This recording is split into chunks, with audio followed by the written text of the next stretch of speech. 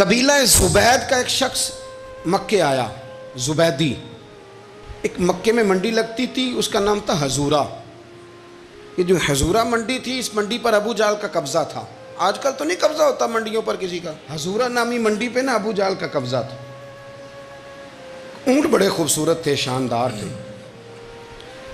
اس نے کہا میں نے بولی دینی۔ ابو جہل نے اعلان کیا خبردار کوئی بولی نہ دے۔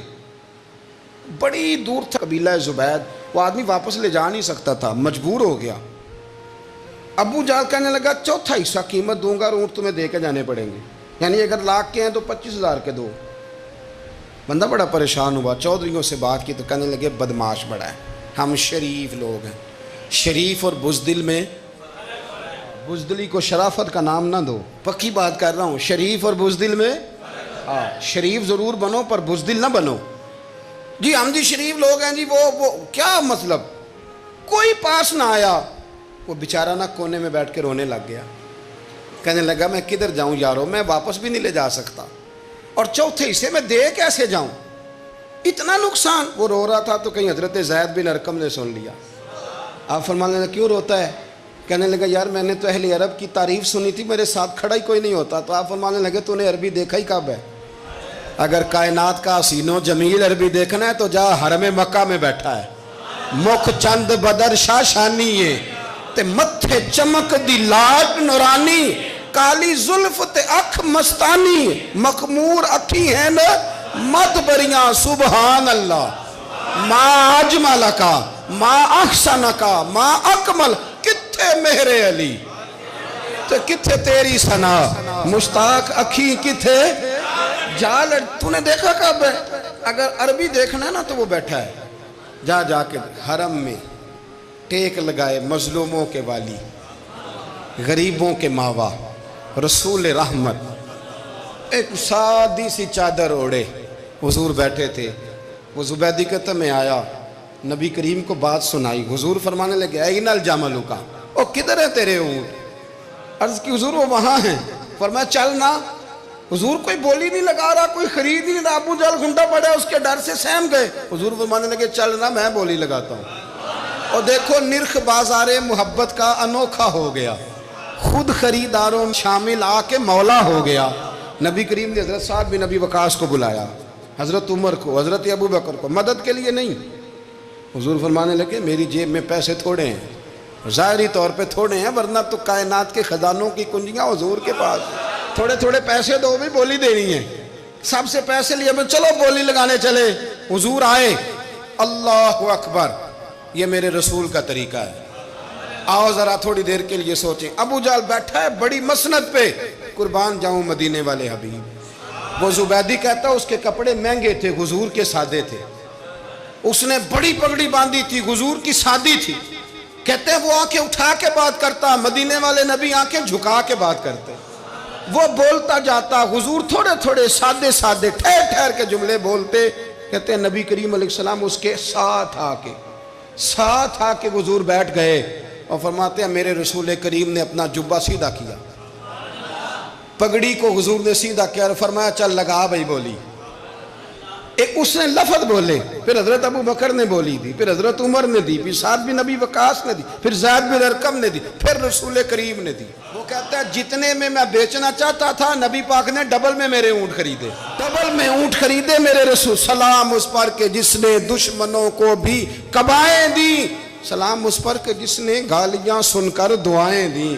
اور میرے اعلیٰ حضرت کہنے لگے جاؤ جا کے اعلان کر دو، غم زدوں کو رضا مجدہ دیجئے کہ ہے بے کسوں کا سہارا ہمارا، بے کسوں کا سہارا، جاؤ غم زدوں کو رضا مجدہ دیجئے کہ ہے بے کسوں کا سہارا۔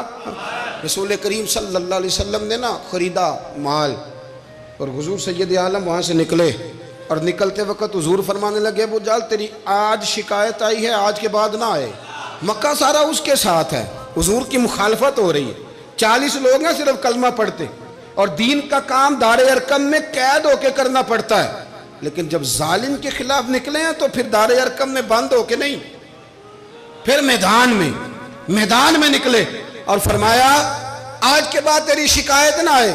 کہنے لگا جی بالکل نہیں آئے گی۔ میں آپ کو موقع نہیں دوں گا. حضور چلے گئے تو پیچھے سارے کافر اس کے گرد اکٹھے ہو گئے, کہنے لگے ہم پہ تو بڑا روب ڈالتا ہے, اب تجھے کیا ہوا, پانی پانی ہو گیا, تو کیا کون سا سانپ سونگ گیا, بولا ہی نہیں. کہنے لگا مجھے لات و منات کی قسم, جب مصطفیٰ کریم میرے پاس آئے تو ان کے ساتھ ایسی ایسی طاقتیں تھیں, نیزے تھے, برچیاں تھیں, بھالے تھے, مجھے لگتا تھا میں نے سی کی تو میرے ٹکڑے ٹکڑے کر دیں. کہنے لگے جا پاگل ہو گیا, ان کے پاس تو چھڑی بھی کوئی نہیں تھی, وہ تو خالی ہاتھ ہیں, بکواس کرتا ہے, کچھ بھی نہیں تھا. کہنے لگا مانو نہ مانو, ان کے پاس بڑا کچھ تھا. اور اگلی بات جو اس نے کی وہ تاریخ میں محفوظ ہے, وہ تاریخ میں محفوظ ہے, وہ تاریخ میں محفوظ ہے, وہ تاریخ کا حصہ ہے. ابو جہل کہنے لگا اٹھتے ہی کہ مجھے لگتا ہے جب تک محمد ابن عبداللہ موجود ہیں یہ ہمیں ظلم نہیں کرنے دیں گے, یہ ہمیں کوئی زیادتی کرنے, تاریخ میں محفوظ ہے جملہ ابو جہل کا. کہنے لگا جب تک یہ موجود ہے ہمیں کوئی زیادتی کرنے. حضرت فرمایا کرتے تھے زندہ نبی کے ماننے والوں زندہ بن کے زندگی گزارو. زندگی زندہ دلی کا نام ہے, مردہ دل کیا خاک جیا کرتے. جو قومیں سر اٹھا کے جیتی ہیں وہ زندہ ہوتی ہیں. اس لیے اپنی زندگی میں حق کے خود اختیاری پیدا کریں, جینا سیکھیں, لڑنا سیکھیں, میدان میں رہنا سیکھیں. سہم سہم کے وقت نہیں گزرے گا, ظلم سہنے سے بھی ظالم کی مدد ہوتی ہے. لہٰذا حق لینا سیکھیں, حق پر کھڑے ہونا سیکھیں, اپنے مزاج میں یہ باتیں پیدا کریں. مجھے خاتون نے پوچھا, میرا بھائی کہتا ہے حصہ لے لے پھر میرے مرے کا منہ نہ دیکھنا. میں کہا پتر تو حصہ لائے نہ منہ ویکھی ہوتا, کوئی ضرورت نہیں, منہ ایسے ظالم کا منہ ویسے بھی نہیں دیکھنا چاہیے جو بہنوں کا حصہ کھا جائے. میں نے کہا تو منہ دیکھنے کی کوئی ضرورت, یہ کوئی بلیک میلنگ ہے. ابا کہتا ہے حصہ لے لو منہ نہ دیکھنا. میں کہا بالکل نہ ویکھی, تو بلکہ آنکھ میں ویکھنا بھی نہیں چاہتی, تو ادھر رکھ, اللہ رسول نے مقرر کیا میرا حصہ. کیا فلسفہ ہے ہمارا, جو بات غلط ہے اس پہ لوگوں کو بلیک میل کرتے ہو. جائز بات پہ ڈٹنا سیکھو. آپ جب ڈٹ جاتے ہیں نا تو پھر اللہ مدد کرتا ہے, پھر اللہ تتنزل علیہم الملائکہ, پھر اللہ فرشتے بھی نازل کرتا ہے. حضور نے فرمایا جو جان کی حفاظت کرتے مر گیا وہ بھی شہید, جو مال کی حفاظت کرتے مر گیا وہ بھی شہید, جو دین کی حفاظت کرتے مر گیا وہ بھی, جو خاندان کی, اپنے گھر کی, اپنے بچوں کی حفاظت کرتے مر گیا وہ بھی. تو اتنا بڑا درجہ حضور نے بیان کر دیا ہے. حضرت معاذ ابن جبل حضور کے بڑے پیارے صحابی ہیں, وہ بھی طاعون کے مرض سے دنیا سے گئے, ان کو طاعون کا وہ مرض ہو گیا تھا. حضرت ابو عبادہ بن جراح رضی اللہ تعالیٰ عنہ, نبی پاک علیہ السلام نے فرمایا یہ میری امت کا امین ہے, ان کو امین الامت کہا جاتا ہے. اور 10 مبشرہ صحابی ہیں, ان 10 لوگوں میں شامل ہیں جن کے لیے نبی پاک علیہ السلام نے فرمایا تھا میرا تمہارے ساتھ وعدہ ہے, رب تمہیں جنت عطا فرمائے. 10 مبشرہ صحابی اور اتنے بڑے صحابی کہ انہوں نے میدان احد کے اندر اپنے والد کو قتل کیا تھا. لوگوں نے کہا آپ نے اپنا باپ مار دیا, فرمایا باپ نہیں مارا, میں نے اپنے محبوب کا دشمن مارا ہے. اتنے پکے عقیدے کے بندے کہ باپ کو قتل کرنا پڑا تو دین کے رستے میں اسے بھی قتل. حضرت ابو بکر صدیق رضی اللہ تعالیٰ عنہ فرمایا کرتے تھے جب آپ امیر المومنین تھے, فرماتے تھے اگر میں اپنی جگہ کسی بندے کا بیٹھنا پسند کرتا ہوں تو ابو عبادہ بن جراح کا بیٹھنا پسند کرتا ہوں. ہمارے اتنا تگڑا آدمی. ملک شام کے اندر طاعون کی بیماری پھیل گئی, آپ بھی اس وقت وہیں قرب و جوار کے علاقوں میں تھے. طاعون کا مرض پھیل گیا, لوگوں نے آپ سے کہا یہاں سے نکلیے, فرمایا نہیں نکلوں گا, اس لیے کہ میرے نبی پاک علیہ السلام نے فرمایا جہاں یہ وبا پھیل جائے وہاں سے نکلنا نہیں, جو وہاں ہوں وہ باہر نہ نکلیں اور جو باہر والے ہوں وہ وہاں اندر نہ جائیں. حضور نے اس احتیاط کا کہا ہے, میں نہیں نکلوں گا. اور مسند امام احمد بن حنبل کی حدیث ہے, نبی پاک صلی اللہ علیہ وسلم نے فرمایا جو طاعون سے ڈر کے بھاگا وہ اس طرح ہے جس طرح اللہ کے رستے میں جہاد کو چھوڑ کے بھاگنے والا. اور فرمایا جو طاعون کی وجہ سے مر گیا اللہ اسے شہادت کا درجہ عطا کر دے گا. حضرت ابو عبادہ بن جراح امین الامت, فرمایا نہیں جاؤں گا. لوگوں نے کہا یہاں طاعون پھیل گیا ہے, تو فرمایا میرے رب کی قدرت ہے, اس کی حکمت ہے, اسے بھی تو پتہ ہے نا اس کا بندہ یہاں موجود ہے, پھیل گیا تو اس کی حکمت ہے, اس کی قدرت ہے. میں کہہ چکا ہوں کہ احتیاطی تدابیر ساری استعمال کریں, لیکن خوف کھانا, سوار کر لینا چیزوں کو دماغ پر, نفسیاتی ہو جانا, یہ معاملہ درست نہیں ہے. حضرت ابو عبادہ بن جراح مسجد میں نماز کے لیے جا رہے تھے تو رستے میں پھنسی نکلی اور مسجد میں پہنچنے سے پہلے وصال کر گئے. حضرت معاذ بن جبل جو بعد میں خود طاعون کی بیماری سے تشریف لے گئے, آپ نے ان کا جنازہ پڑھایا. امام نبوی فرمایا کرتے تھے میں جب بھی حضرت ابو عبیدہ بن جراح کی قبر پہ جاتا ہوں تو میرے دل پہ روب طاری ہو جاتا ہے. ان کی قبر میں بھی اللہ نے روب رکھا ہوا ہے. مرنے کے بعد بھی ان کی شان وصال کے بعد بھی بڑی بلند ہے. اللہ کریم نے وہاں برکتیں اور رحمتیں رکھی ہوئی. تو اسلام نے غیبت سے کیوں منع کیا ہے؟ غیبت کا معنی یہ نہیں ہے کہ کسی بندے میں کوئی عیب نہیں پایا جاتا تھا تو آپ نے وہ بیان کر دیا. یہ غیبت نہیں, یہ تو بہتان ہے. کسی میں کوئی عیب نہ پایا جائے تو وہ بیان کرنا وہ غیبت نہیں, وہ تو بہتان ہے. غیبت کی تفصیل یہ ہے, تشریح یہ ہے, غیبت کی تعریف یہ ہے کہ کسی میں کوئی عیب پایا جاتا تھا, آپ نے وہ اس کی غیر موجودگی میں ڈسکس کیا تو اس کا نام غیبت ہے. وہ عیب تھا, آپ سچ ہی بول رہے تھے, آپ ٹھیک کہہ رہے تھے, وہ عیب واقعی تھا, پر اسلام اس کو پسند نہیں کرتا. اسلام کہتا ہے کہ اگر تو سمجھتا تھا یہ عیب ہے تو جا کے اس کی تبلیغ کر, اس کو بتا, اس کو کہہ میاں یہ غلطی چھوڑ دے, تو نے ڈسکس کیوں کیا؟ آپ کسی شخص کے پاس بیٹھیں اور کسی دوسرے آدمی کی تعریف کریں, آپ کہیں کہ بڑا اچھا ہے, بڑا بامروت ہے, مہمان نواز ہے, با اخلاق ہے, وعدے کو وفا کرنے والا ہے, دیانتدار ہے, سچ بولتا ہے, آپ تعریفیں کریں. آپ کسی کے سامنے تعریف کریں گے نا تو بندہ کہے گا یار کسی دن ملاقات تو کرا, اور جب وہ ملے گا تو اس کی آنکھوں کے اندر ایک خاص کشش ہوگی, پیار ہوگا, ملنے کو جی چاہے گا, ایک خاص راحت ہوگی. یہ کب ہوگا؟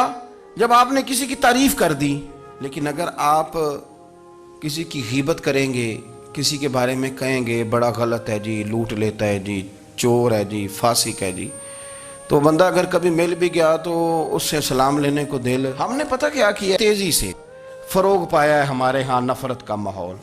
آپ کھول لیں, کوئی یوٹیوب کھول لیں, کوئی ایسا چینل کھول لیں, بس لڑائی ہے, فلانا فلانے سے لڑ رہا ہے, فلانا.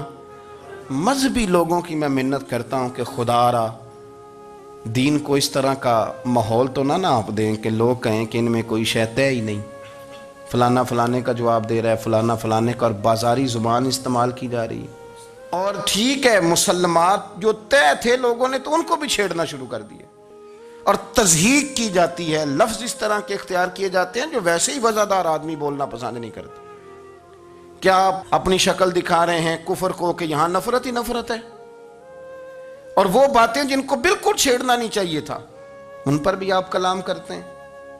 آپ نے کوئی چیز نہیں چھوڑی, اس پر آپ نے بحث نہ کی ہو, الجھایا نہ ہو, میلہ لگا دیا, اللہ جانے کوئی کیا بول رہا ہے. دعوت دین کون دے گا, پیغام حق کون سنائے گا؟ فلانا فلانے کا جواب دے رہا ہے, اور پھر وہ دوسرے کا جواب دے رہا ہے, تیسرا تیسرے پہ تبصرہ کر رہا ہے, چوتھا پانچویں پہ تبصرہ کر رہا ہے. یہ کب تک بات ایسے چلے؟ یہی حال سیاسی لوگوں کا ہے. میرے ملک کا جو نوجوان اب بڑا ہو رہا ہے نا, میں بڑی ذمہ داری سے بتا رہا ہوں, وہ جیسے ہی بڑا ہوتا ہے تو وہ سمجھتا ہے میں ڈاکوؤں کے ملک میں پیدا ہوا ہوں, وہ سمجھتا ہے یہ شاید چوروں کی دھرتی ہے, وہ سمجھتا ہے شاید یہاں سب دھوکے باز ہیں. ہم اس طرح سے نچوڑ کے لوگوں کے دلوں میں نفرت بھری ہے, نچوڑ کے, کہ لوگ سمجھنے لگے ہیں اس ملک میں تو کوئی بندہ دیانتدار ہے ہی نہیں, کوئی بندہ اچھا ہے ہی نہیں, کوئی بندہ نیک ہے ہی نہیں. مذاق اڑ. ایک صاحب میرے پاس آئے ہوئے تھے, کہنے لگے پیر صاحب 11 سال ہو گئے پولیس کی نوکری کرتا ہوں, 1 روپیہ رشوت نہیں لی. وہ چلا گیا, میں نے اسے تھپکی دی تو وہ نکلا ہے, تو ایک بندہ کہنے لگا سب انہیں جو ہوتے نہیں نہ سکتا. میں نے کہا یار تو منشی ہے اللہ کی رحمت کا, یہ میرے رسول اللہ کا دین ہے اور قیامت تک لوگ اس پر عمل کریں گے. اس نے 11 سال کا ہے, وہ 40 سال بھی کہتا تو میں ماننے کو تیار ہوں. کیوں کچھی باتیں کرتے ہیں؟ آپ نے تو تباہی کر دی, کوئی بندہ ٹھیک نہیں بچا. ایسے میلہ لگا ہوا ہے, اس دھرتی کو آپ برا کہتے ہیں, اس کو چوروں کی اور ڈکیت کی اور فراڈ لوگوں کی آپ دھرتی کہتے ہیں. یہ وہ دھرتی ہے جس نے داتا گنج بخش علی حجویری جیسے لوگ رکھے ہوئے, یہ وہ دھرتی ہے جہاں بابا فرید جیسے لوگ بستے ہیں. کیا بات کرتے ہیں صاحب, یہ اتنے بزرگ ترین لوگ یہاں بستے ہیں اور آپ کیا بات کرتے ہیں؟ دیکھیں میں بالکل ہی غیر سیاسی اور غیر جانبدار رہتا ہوں ملکی معاملات میں, لیکن جس شخص نے پاکستان کو ایٹمی قوت بنانے کے لیے, اب تو بڑی عمارت ہو گئی ہے, غربت میں جس بندے نے کام شروع کیا تھا کہ ایٹمی طاقت بن جائے, اس نے کوئی کام کیا کہ نہیں کیا؟ آپ کو پاورفل بنایا کہ نہیں بنایا؟ کبھی تبصرہ ہوتا ہے اس پر بھی؟ ہمیں لاکھ اختلاف صحیح, ہم بھی بات کرتے ہیں مخالفت میں, لیکن تباہی نہیں اتار دی ہم نے, توہین کر کر کے, نفرت پھیلا کے. اس سے پہلے جو حکومت گئی, ایسا نہیں ہے کہ انہوں نے کوئی کام بھی ایسا نہیں جو اچھا نہ کیا ہو. ایسا نہیں ہے. میں ملک بھر میں سفر کرتا رہتا ہوں, میں دیکھتا ہوں بہت ساری جگہیں ایسی ہیں, بہت سارے دیہات ایسے ہیں جس میں بڑے بڑے شاندار روڈ بنائے گئے, کام کیا گیا. ان کی 99 خامیاں اپنی جگہ پر, خوبی کا بھی تو ذکر کریں. یہی حال اس گورنمنٹ کا ہو رہا ہے. لاٹھ لے کے لوگ ہیں, یہ بھی گندا وہ بھی گندا. یہ آپ کس طرح کی بات کر رہے ہیں؟ آپ نے تو ملک کو یہ نام دے دیا ہے کہ یہاں کوئی اچھا انسان بستا ہی نہیں. مولوی ہیں تو سارے برے ہیں, پیر ہیں تو سارے برے ہیں. کیا بات کرتے ہیں صاحب؟ یہ میرے رسول اللہ کی قوم ہے, یہ نبی پاک کی امت ہے, اور حضور نے فرمایا میری امت کبھی گمراہی پر جمع نہیں ہوگی. یہ نہیں ہو سکتا سارے لوگ ہی غلط ہو جائیں. لیکن ہم نے تباہی اتار دی. جس کے ہاتھ میں سپیکر آتا ہے وہ سب کی پگڑیاں اچھالنا ضروری سمجھتا ہے. جس کے ہاتھ میں قلم آتا ہے وہ کہتا ہے چونکہ میں لکھ رہا ہوں تو میں اکیلا ٹھیک ہوں, باقی سارے غلط ہیں. محبت کو فروغ دیں, پیار کریں, اخوت کا رنگ دیکھیں. حاتم طائی کی بیٹی مجرم بن کے آئی تھی, مجرم بن کے, کلمہ نہیں پڑھتی تھی, اور اس کو سامنے کھڑے کر کے میرے نبی پاک نے فرمایا تیرا باپ کلمہ نہیں پڑھتا تھا پر اس میں عادتیں اچھی پائی جاتی تھیں, اس کی صفات ٹھیک تھیں. یعنی حضور تعریف کر رہے ہیں, نبی پاک تعریف, اور ہماری زبان گونگ ہو جاتی ہے تعریف کی دفعہ. جو میری بات مان گیا وہ بندہ ٹھیک ہے, اور جس نے میری بات نہیں مانی وہ بندہ درست ہے. یہ گونگ ہو جاتا ہے ہمارا مزاج. اپنی زندگی میں اچھے الفاظ ادا کریں.